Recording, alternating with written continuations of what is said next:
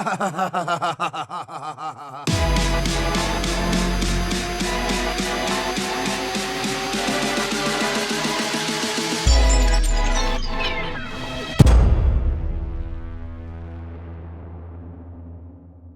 guys, so I'm super excited that we are here to start this conversation for racial reconciliation. I have a few of my friends here to join us for us to really get into this today. Now, I want you to prepare your ears, prepare your minds and your hearts because it's gonna get real and it's gonna get raw. But before we get started, I wanna introduce my co-host right to the left of me, my guy, Jose Rodriguez. Tell him a little bit about yourself, sir. Hey everybody, I'm Jose. I'm the founder of Rescue A Generation. We are partnering with the Urban Youth Workers Institute to present to you Manhood Camp this year and from the years coming forward. And so we're excited. Listen, we know that this is a necessary time for your generation, and we want you to know we believe in you so desperately that we know the importance of having hard conversations now. Our hope is that you'll tune in, you'll listen to what's being said, but also to what God is saying to you throughout the conversation. Let's get started with this today. All right, so we're gonna get started. We're gonna jump in with one question. This is gonna give everybody the opportunity to not only introduce themselves, but for you to get a chance to know their history a little bit. So we're gonna ask you guys this question. We're gonna jump in. Here's the question today. I want you to give us your name, where you from, what you do, and how racism has played a part in your life. All right, so we're gonna start right here. We're just gonna go around. Hey, my name is Ruslan, Ruslan Karaoglanov. I'm originally from a little town called Baku in Azerbaijan, part of the former Soviet Union. Me and my family came out here as refugees in the early 90s because of the pogroms of Baku. I moved to San Diego, California in the 90s, which is a predominantly black and brown area called Normal Heights.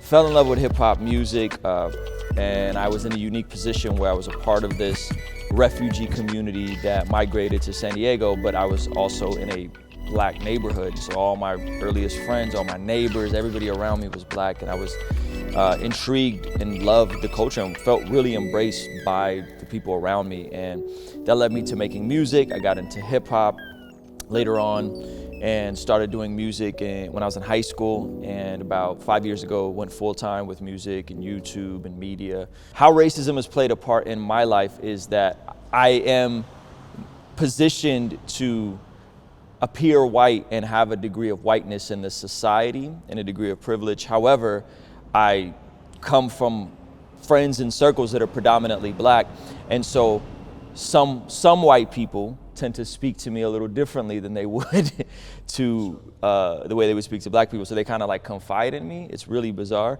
And then I've also seen black people be discriminated against. I've traveled the country, been to most states, and have seen like the disparity in treatment, whether it's getting on an airplane or going to a restaurant, meeting somebody, they show up late, I'm there before them, how they're greeted versus how I'm greeted on an airplane versus how they're greeted.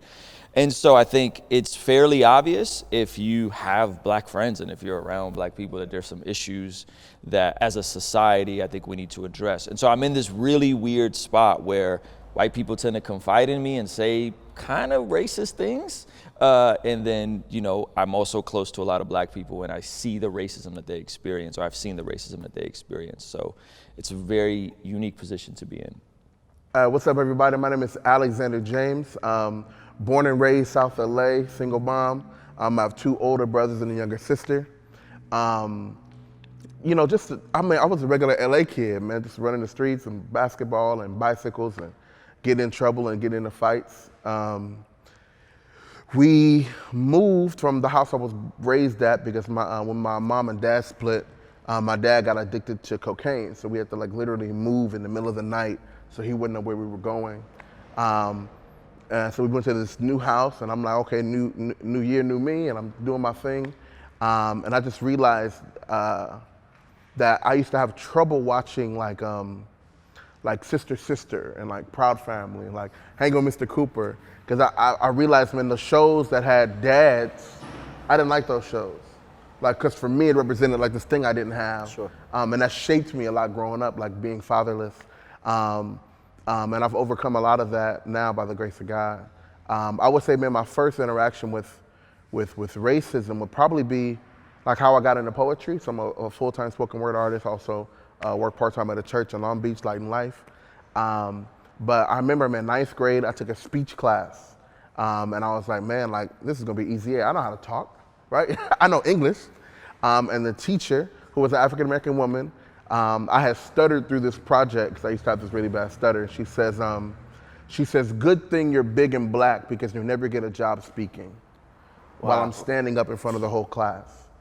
So my first like real experience with racism wasn't like from a white person. Ooh. It was other black folks accepted limitations because of size and gender and race. So I leaned hard into football and basketball because I accepted that identity. And it wasn't until in a senior high school, Miss Jackson said, no, Alex, there's a poet underneath that. And she dug that out of me, and I'm a full-time poet now because Miss Jackson took the time to pull me out of just accepting the role of the big black guy. Wow, so dope, bro. I love it, man. Hey, so we got another special guest. I want you to introduce yourself and tell them about yourself. So my name is Bobby Lopez. I come from the east side of LA. I grew up kind of everywhere because my parents were drug dealers and gangbangers when I was younger. So I didn't really, right now I'm actually leading a program called Passion LA. We work on the east side of LA and now the south side of LA. We just try to reach kids. We always say wherever the enemy thinks he's strongest, we want to go there to remind him he's not. And so yeah, my experience with racism in different areas of my life has been when I was younger. We were all kind of racist. We just didn't know it because we were all around the same people. We had jokes, we had inside jokes. We treated people different. It's just how it was in our area, in our society. And I kind of thought I was done with that when I became a Christian, but I feel like there's always traces of racism in all of us.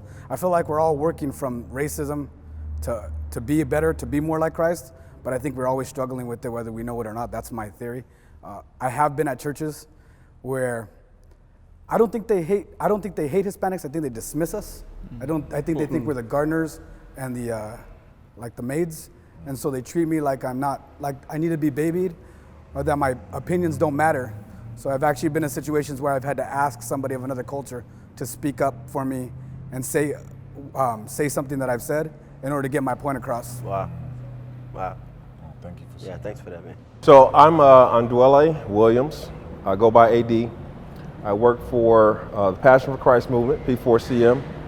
I operate as the co-executive director right now. Born and raised in Compton in the 80s, 70s, somewhat. Grew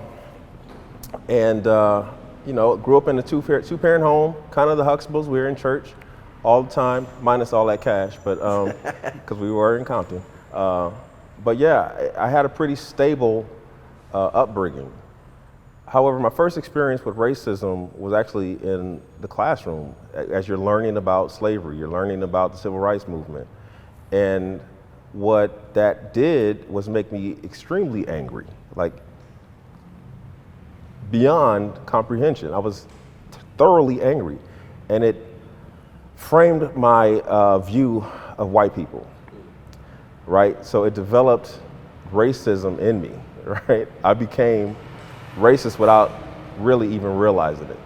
And that impacted the way I walked kind of in the world and how I saw people that were not like me. So that was my first experience with racism. Yeah, for me, my perspective is I think just a little different because I'm white, Native American, and Mexican. I grew up around all black people. I was the only Mexican in an all-black gang, and I remember being my freshman year in high school, this race riot. So blacks and browns did not like each other where I'm from. They hated each other.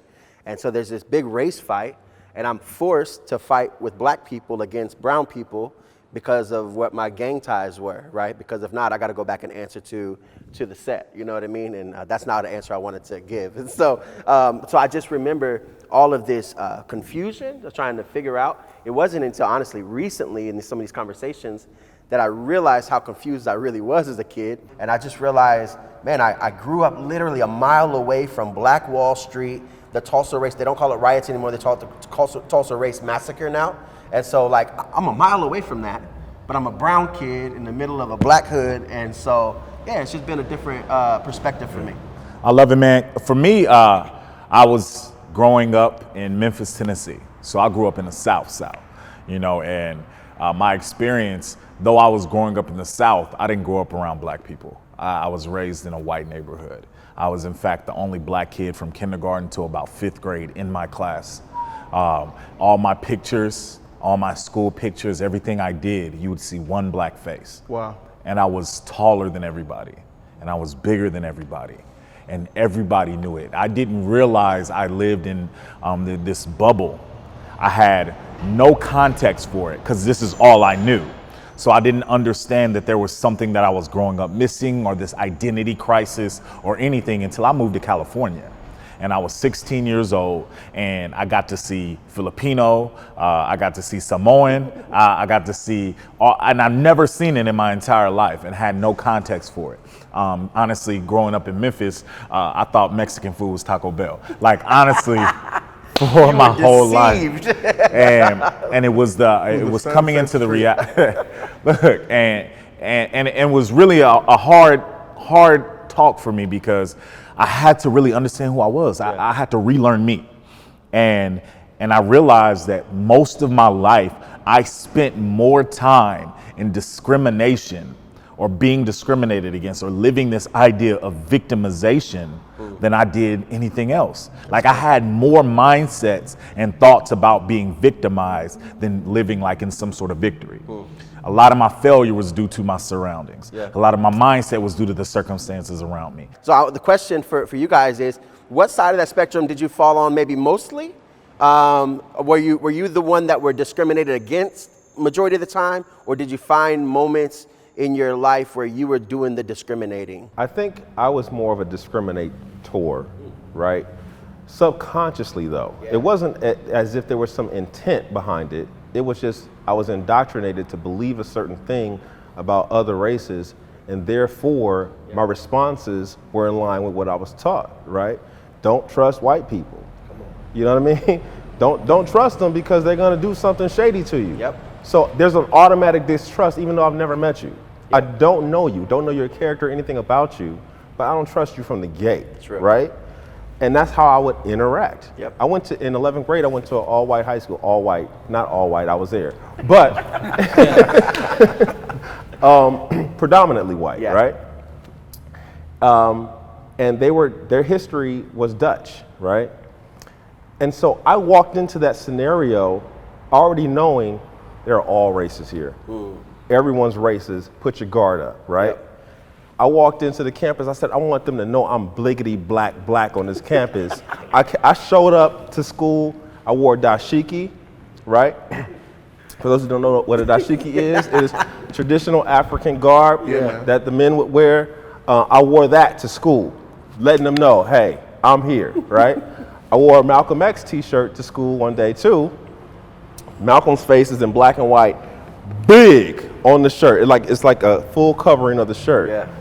And I did that on purpose, right? And it made them very uncomfortable, right? Very uncomfortable. But then I got exposed to the other side. Like, they just started to discriminate back, right? And oh, okay, you're black, you up in here? We're gonna let you know you're black. And I was told never to wear that shirt to school again. Wow. Because their understanding of Malcolm X was white devils, right? That's what they knew about Malcolm X. Wow. They didn't know the full story. So I'm offended. You can't wear that shirt here. And that just furthered my understanding of who white people were, right? It's true. Well, for myself, I think I stand on both sides. It just depends on what you mean. I feel like I've never had a power or position enough to actually discriminate against somebody to hold them back. I've had the emotional feelings that of like apprehensiveness and maybe even and I'm working through them, trying to figure out, because I think racism is sneaky. I think you'll have it and you won't even know it. It's kind of like the coronavirus, you know, like coronavirus. And sometimes, and people, a lot of people are in denial of it, and I think that's how it's most powerful. But so I think I've had it. But the biggest thing is, like, I think I've been discriminated against. I know I was in a couple of, actually, the church has been one of the biggest discrimination things in my life. Like, I was working at churches, and I remember them saying, "You're too Mexican. Can you, like, whited up. Wow. You're one of those Viva la Raza Mexicans, which just meant I cared about my people, is what they were saying. And it was more like, if you can't become more like us, then we're not gonna allow you to stay in this any longer. And that's usually what happened. Wow. I usually found myself out. In fact, Passion LA is a result in my mind where I feel like no one's gonna help us do this. So we, as in poor black and brown kids, need to get up and do it ourselves. And we can't expect support from other cultures.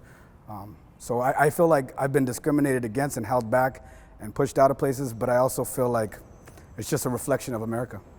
It's real. Yeah, man, so this is a tough one for me. I agree with Bobby in the sense that I don't know if I or even my family has ever historically had enough position or power to discriminate, the way I interpret discrimination. But man, definitely, man, I feel like, and again, in my experience, a lot of my growth to this point now is realizing a lot of the internal racism that happens within my culture and just things we accept. I know what it's like to go to a conference and be booked as a poet, and they say, and next week, we're gonna have the poet come up, and then I walk up on stage, and everybody goes, "Why is security on stage?" Because that's how they view me. I'm the big black guy who's just there to keep people safe. But then I open my mouth, and then I get the other side of it. They're like, "Oh my God, you talk so well for a black guy. Oh my God, you're so..." I've had one event, I'm not gonna say the name of the conference, but they do this big thing. I'm not gonna say, if I say where, you'll know who it is. Yeah, don't do that. But I did the event, I know they wanted to book me for the event, and I wrote a piece for their theme or whatever, and they said, "Oh, this is awesome," and we had the Zoom meeting. Zoom meeting went great. 2 days later, I get the email that says, "Hey, we love your writing, but we're looking for someone with more of a hipster look. Wow. Can we pay you for the poem and let someone else read it?" Whoa. And I said, "No, thank you, God bless you." And it was these moments where I've been in positions where even at an excellent level in my craft, it wasn't enough to be present. And I think the issue for folks of color, folks who've been discriminated against, is this fight to be just seen as human. We're still, in some ways, either unconsciously or not, there's this idea that we are less than just inherently, and it robs us of the Imago Dei, and I think that's problematic. And by Imago Dei, I mean that we are made in the image of God. Yeah, gotcha. All right.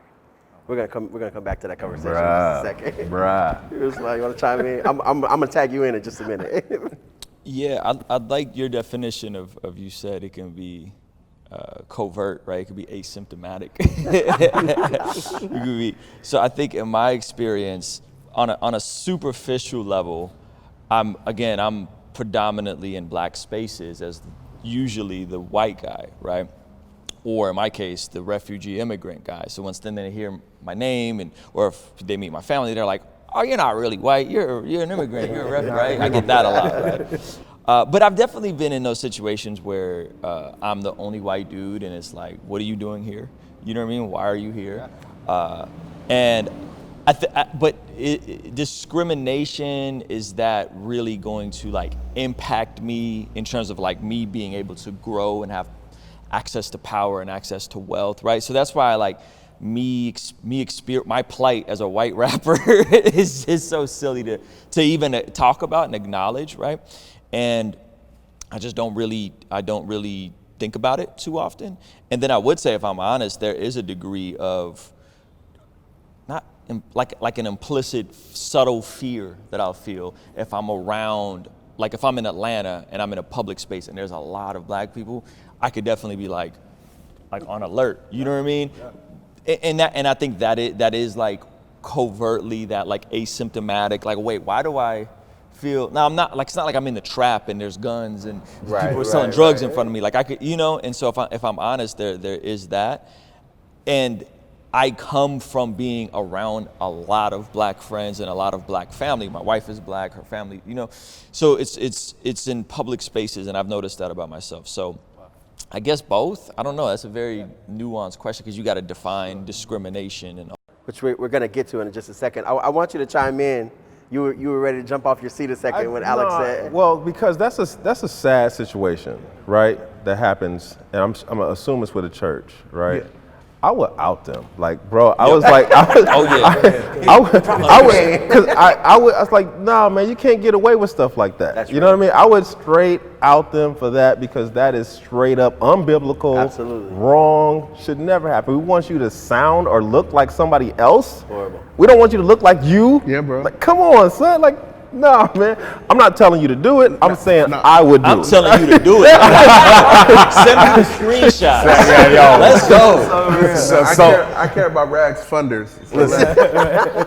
It's funny because I remember that. We had a conversation about that. And he was telling me about it. And he's like, yo, they told me they wanted somebody more hipster. And like, they use that language and it just blew my mind because the thing about Alex and I is we walk in very similar lanes and we look very similar in stature. Not that. But the idea is that we deal and walk in this box or this view of us that we have to experience consistently. And you made a statement and it makes me want to ask you, when we're around we're in these boxes, we have these experiences. Us of our brothers and sisters of different races, like you get to see it, whether you acknowledge it or not. You see what's happening. You witness. You know what's going on, and you are now accountable to it. So you mentioned like you experience a lot of different racial issues and things like that, and people confide in you. So what do you do when they come to you and they say those things? I probably don't respond the best, right? Sure. So I've turned up in restaurants before. Something simple happens. Black friend comes in, they're closing, he asks for a beer. They say no beer for him. White couple comes in right after him, they get a beer.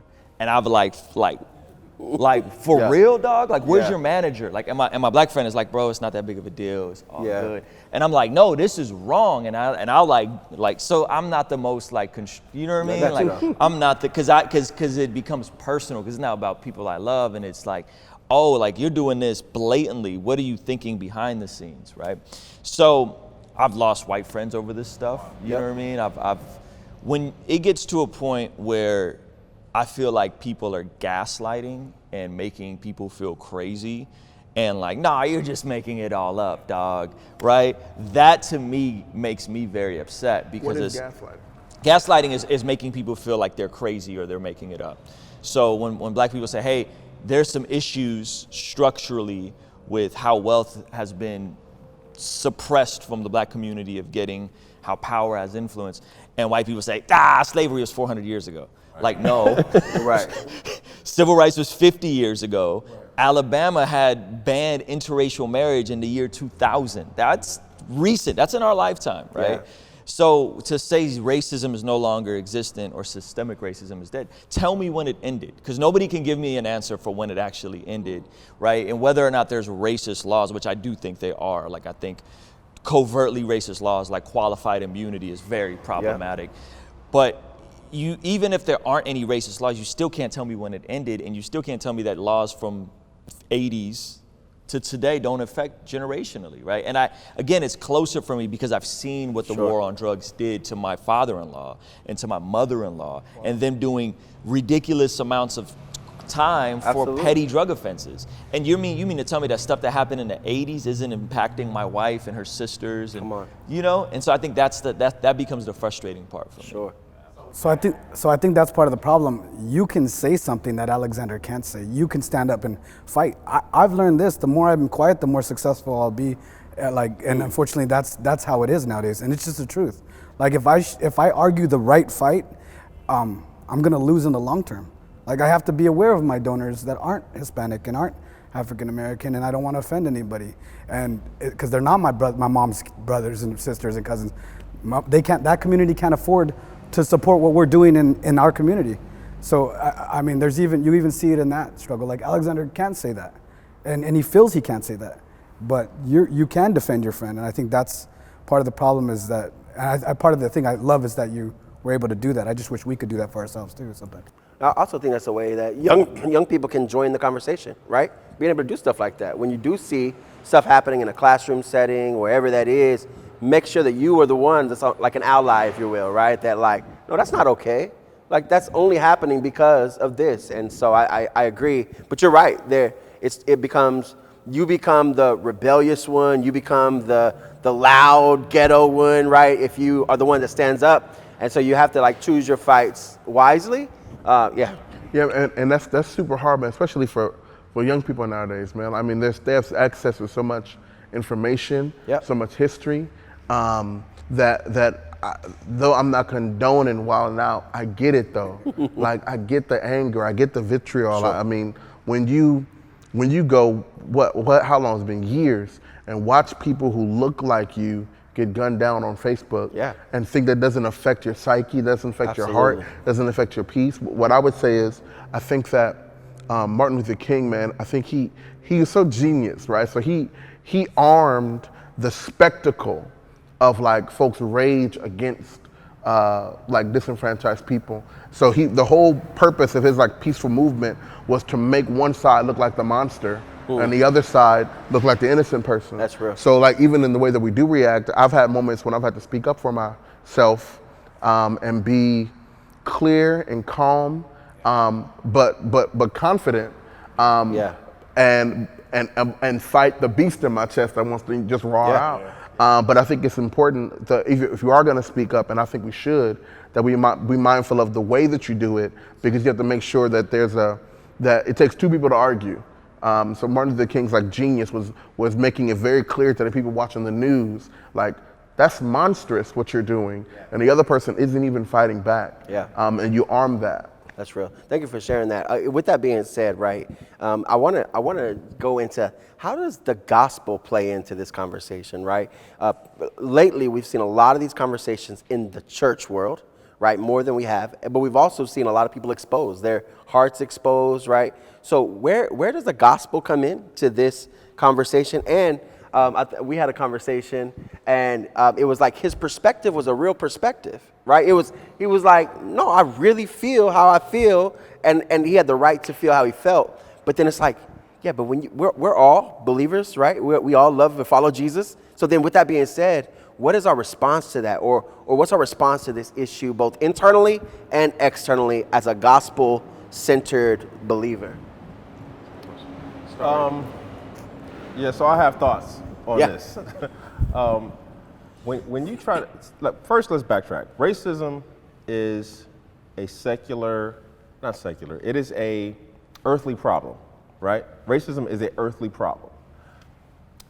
If you try to solve an earthly problem, there's legislation, there's protests, there's a bunch of things that you can do to affect that, if racism is an earthly problem. But if you go a little bit deeper, you'll see that it's in the heart of man. Like it's a heart issue. And you can't address the heart with an earthly remedy. Like you're bringing a knife to a nuclear war, right?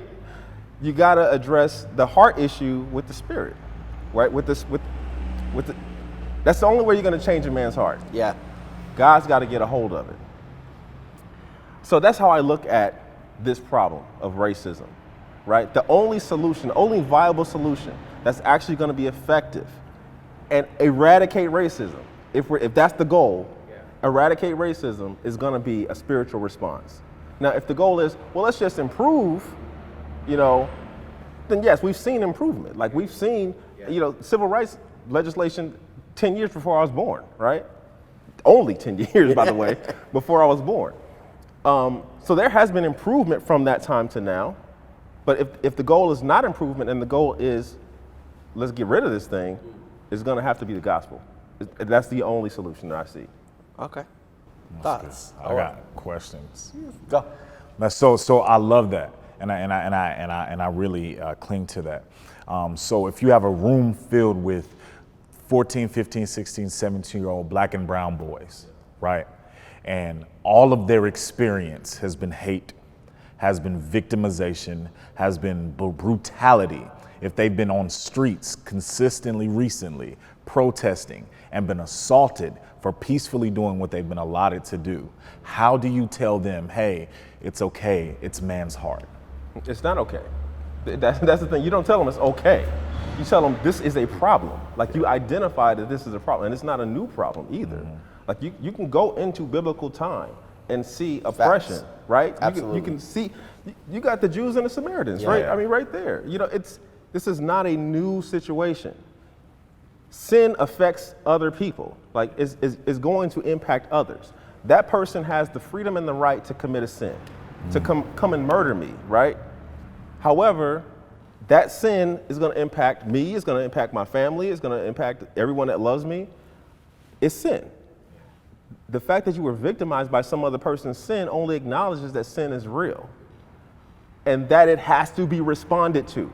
It has to be responded to. That it doesn't say don't be angry that your rights were violated. It doesn't say don't speak out against evil. That's good. It actually speaks to that. Speak out against evil. Identify it as sin. Call it out for what it is. Address it. But just know that your solution to it is not going to be your anger. The solution to that victimization is not going to be even legislation. That's not going to solve it. We have legislation in place. We have a whole constitution, right? That's not going to solve it. Alex, I would love to hear your thoughts because I've watched you during this last season advocate, rally, you know, to push agendas, like, and it's been dope to watch. But you have been a little bit more, in my opinion, on the natural side of like, let's make progress. Now, not only because you obviously you love Jesus and you have a healthy perspective, I believe. But yeah, what are your thoughts on what he just said? Yeah, man, I love 80s stance. I just think it's half right. And here's what I mean. I think that people who have been born again in the blood of the Lamb, who have been baptized in the Holy Spirit, who are gospel centered, should become people of justice. After that, you become people who advocate for the orphan and for the widow and for those who can't speak. Like the Bible literally says, like, do justice, love mercy. So those people, after they are walking in the gospel, those people should become folks who speak up for folks and create the legislation and create the laws and create and tear down the systems that are doing that. I think to say, like, to walk in that room of boys and say, well, you know, guys, we're just going to preach those people the gospel. It's like, yeah, that's cool, but you preach them the gospel so they can ultimately begin to live it. And part of living the gospel is the fact that God, like, tells people they're wrong, and God stops injustice. So I think that the church inherited the social justice movement from Martin Luther King. We just didn't do anything with it. We put the ball on the shelf, and now that Black Lives Matter and all these other organizations picked it up, now we want to get mad, like, don't touch our stuff. But like when I think of the parable of the Good Samaritan, I see a marginalized man being walked by the church because they probably had to go preach the gospel somewhere. So what good is the gospel we're preaching if it doesn't make us stop and feed the hungry, if it doesn't make us stop and protect the affronted and the disenfranchised? I don't want a gospel that makes me go, oh, well, you know, we should just preach. I think my generation, millennials and young people, like, cool, you could preach a dope sermon. Your 3 points is fire, but how are you living? Who are you serving? Who are you reaching? Who are you protecting? And I guess I'll end with this, like, yes, we should preach the gospel, but when Jesus saw a woman about to be stoned, he stood in the way. Yeah. And what I want to see is the church being willing to take that gospel and trust it so much that they'll stand in the way of people who are about to be stoned. My favorite part of the Good Samaritan story isn't that he healed him and put him in the hotel. It's that, according to the story, he was the only one on a donkey. And after he patches the dude up, he puts dude on his donkey and he walks. Why? Because he has 2 working legs and the other guy doesn't. So what I'm saying, he acknowledged a privilege that he had, that he wasn't wounded, and gave the other man position because he was disenfranchised. So what I'm saying is, preach the gospel to me. I need it. I want to go to heaven. But the Bible says we should make it so it's as in heaven as on earth. Like, why do I have to wait for justice when God came to earth? Like, the biblical example is a God who willingly is, like, obsessed with the marginalized. He goes to Zacchaeus' house, gets Zacchaeus saved. Zacchaeus gives back all the money he's been robbing from the people in the whole town. Now, when one person sees a dope story of evangelism, I see economic justice. Jesus knew an entire village was being robbed because of systems that are put together to take money from people, and he changed the guy who ran the system's heart. and restored economic justice to an entire town. So the gospel should drive people to social justice, not as if they're opposite things. Ruslan, I want to hear your thoughts, man. 10 minutes, okay, yeah. Yeah, everything he said. Okay. Okay. So this is where I think I run into is I have these conversations. I have these conversations with non-Christians, and we get to the issue of reparations, right? Which I don't know how you guys feel, but I think reparations should absolutely happen, right? Asheville, North Carolina just passed a form of reparations. However they're dispersed, whether you're sending people checks or not, I think that should happen. Here's the caveat to that. What if they don't happen, right? What if they don't happen? That would be terrible, because now we're depending on restorative justice for a highly inefficient, highly problematic federal government that got us here in the first place. Come on. So my solution, this is just, I'm gonna go out on a limb here, Go for it. is we're talking about the restorative side of wealth, right? And right now in 2020, I was in high school, I had two teachers. One of them was Mr. Odago. He told me if you want to become wealthy, you got to invest half of what you make when you're living at home and 20% of what you make when you're on your own, right? I had a different teacher named Tambo. He was in real estate. Both of these guys didn't have to be there. I got this game at 16, 17 years old. Got out of high school, made every mistake I could make with money. Got into debt, student loans, car notes. Then got on a journey to become debt free, right? And if you look at the studies, 80% of America's millionaires are first generation rich. 80%. Wow. 80% of them, that's a fact. I didn't make that up. 80% of America's millionaires are first generation rich. If you invest $100 from the age of 18 to age of 65, you will retire a millionaire, no doubt about it, right?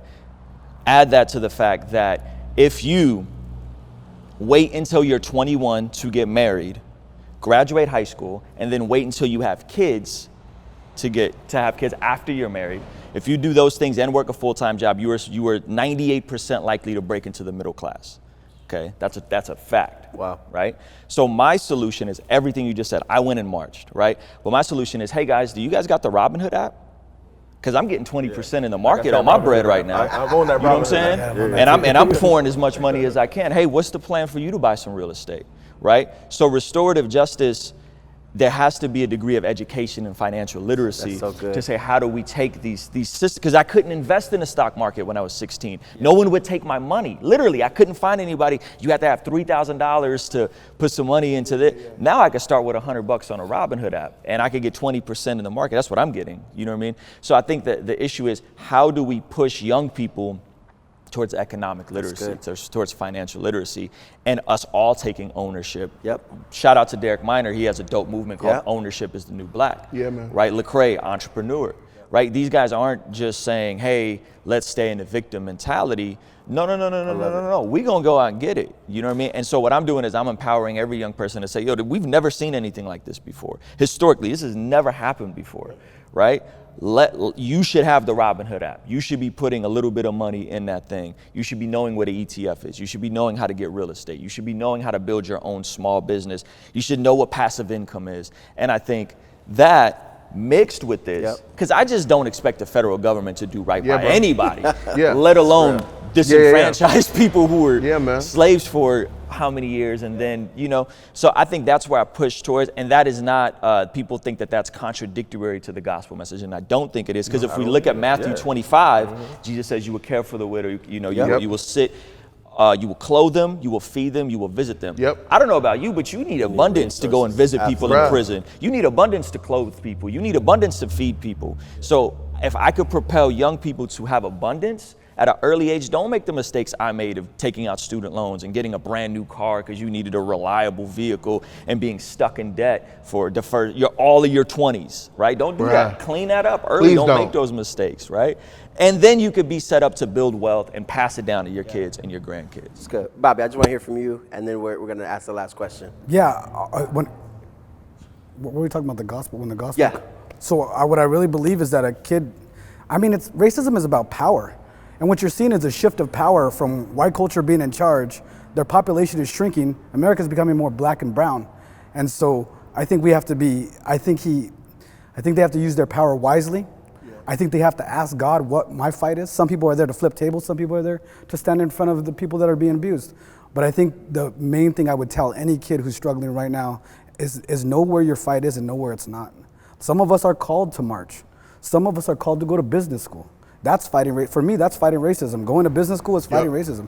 I don't, and so I think what I would tell any young person is fight your fight. Yeah. Don't fight the way they want you to fight. Don't fight the way someone else tells you to. And number one, fight the external fight, but fight the internal fight. Yeah. Because there's racism in you that's keeping you back. Because when you judge white people and say, oh, they're judging me, sometimes it holds you back from being in certain spaces and pushing certain grounds. So I would say fight the external racism and the internal oppression that you've got put on yourself. Yeah, and I would just add this, man. Like, one of my guys, I've been reading a lot on James Baldwin. He was doing a talk, and one of the kids asked him, how do we tell who are the innocent ones? He was talking about being oppressed by white people. Like, how do we tell which one are the good ones? And he said, in our fight for both racial and economic justice, let's not become the monsters we're fighting against. Absolutely. That's and good. what he was saying is that the way to not do that is to never let a color become a mass. Like, let people be individuals, right? And because the problem is they'll see me and see all black people, or see a black movie and think that's all black people. Yeah. It's like, let people be individuals, Yeah. But trust and honor their connections through their ethnicity and cultures. But let people stand, like every tub. My grandma would say, let every tub stand on its own bottom. That's good. And I think the last thing is I think both those things happen as far as the mentorship and the business and the way you view yourself, once you acknowledge that I am made in the image of a God that loved me. And because of that, my greatest protest is excellence, right? I'm gonna honor the Imago Dei in myself while I'm expecting you to honor the Imago Dei in me. So I'm gonna work hard, I'm gonna go to business school, I'm gonna get good grades, I'm gonna treat people well, because my greatest protest will be excellence as far as expectations of myself and how I treat others. And that's regardless of age. That's good. In one statement, I want you to, can we look at a camera? I want you to look at a camera, and I want you to tell a young person what you would say about this topic. How would you encourage young people that are watching this from around the nation right now? Eddie, we want to start with you, and then we'll wrap all the way around here. Sure. This is my camera here. My encouragement to you, young person, young men, any women listening, is to look at the world through the lens of Scripture. Look at the world through the lens of the gospel, right? Because then it's going to paint the picture to you as to what the right is and what the wrong is. Like, you cannot identify evil and good without looking through the lens of God. Jesus said, I'm the way, the truth, and the life. Like, if you want to find the truth, you got to go there first. Then you'll understand right here, wrong here, and address both biblically. Bobby? I think you have to wake up to the reality that you're a son of God, that you're a child of the King. And when you realize that, you realize the people around you are that way, and it'll change how you treat yourself and how you ask people to treat you and how you treat them. Hey, what's up, y'all? I don't want to assume everybody's saved that's on here. So let me just say this, God loves you, He has a plan for you, and there are people in your own communities, in your own family maybe, who have an expectation for you. But that expectation of, if you, this is Manhood Camp, if you are a big black kid or a big brown kid, and you're like, I gotta play football, I gotta play basketball, but you know in your heart that you're really doing that because you feel trapped. And you're really doing that because you don't think of anything better for yourself other than sports or dancing or music. So I want to speak to the doctors, to the lawyers, to the artists, to the engineers, to the software. You're going to make the next app. You're going to develop the next video game. So if anything, I would say God loves you, has a plan for you. And just because you have a big physique, don't get trapped in the prison of your own body, and become who God called you to be, not who people or your size expects you to be. That's good. I think if we look out in the current climate of everything that's going on, it's obvious that there's evil in the world. It's obvious there's injustice, and that's not fair. And some of the things you may be experiencing aren't fair. But what I can tell you is that there is a God who loves you, and that there is a will for your life. And the best way to get to know what is God's will for our life is to figure out how we should be living God's way. And so I would encourage you guys to examine God's way of doing things. How does God do relationships? How does God do love? How does God do finances? How does God do business? How does God do entrepreneurship? And it's right there. It's in the scriptures. It's in Matthew 25. It's in the Proverbs. All these things are right there in front of us. And if you press into living your life God's way, you will always be in the middle of God's will. I want to just, here's what I want you to understand as we have this conversation. Obviously, this conversation could go on for days, for weeks, for months. But in the short time we had, we want you to know that no matter your experience, the gospel comes to change your life. You might not be able to change my brother's life. I might not be able to change the systemic situation that I'm in, but the gospel will transform you if you'll allow it. And we've allowed, all of us up here have allowed the gospel to transform us. And it's the one thing that I'm like, I wish every young person, as we talk about racial reconciliation, would understand that you've been reconciled by a God that loves you. And all you have to do is say yes to that. I'm going to let Brandon close this out as he shares some of how the gospel has interrupted even his point of view. You know, the truth is that racism is real. Growing up where I grew up in Memphis, Tennessee, my understanding of racism was somewhat internal and a lot of my external experiences. For many years, I battled with this identity of white hate, of racial hate, because of the things that I experienced. Being, like my friend Alex said, big and black in stature, there was this recognition of who I was, what I was meant to do, and what I was supposed to be. My entire life was centered around sports, my stature, the identity that people saw me. There was fear in people's eyes that built a fear inside of me. The truth is that for a long time, I was more afraid of somebody else's fear than I was afraid of other things. I battled the reality that somebody could make one decision because they saw me as something and turn me into the weapon. When all of this happened and we started witnessing at such a higher capacity these deaths, I had to really have an internal conversation. Am I going to continue to allow this pain and this suffering to build up? Or am I going to decide that something has to change? For a long time, I thought that the thing that had to change was everybody else around me. I had a conversation with a couple of people in my circle, and I realized that I was no longer living for communal change, and I was living out the fear inside of me.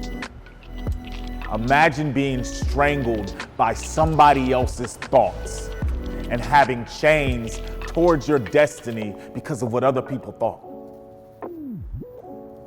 Less than a couple weeks ago, I had the opportunity to have a God encounter. This God encounter wasn't just so I could have this moment with Jesus, but it was so I could see myself as God truly saw me. In that moment, there was a shift on how not only I viewed other people, but how I allowed myself to be bound in fear. The reality with racism and victimization is it's real. It's going to happen, but it does not have to be the thing that dictates your destiny. You have a choice. You have a decision to make. If you will allow God to be the truth bearer, and allow God to minister to your soul, and allow God to give you the identity that you need for your destiny. If you can do that, if you can choose that, then it doesn't matter what man says, it doesn't matter what man's laws are, and it doesn't matter how much hate is in their heart, because the truth is your heart has already been transformed. I needed God to shift my heart, because now I can shift my community.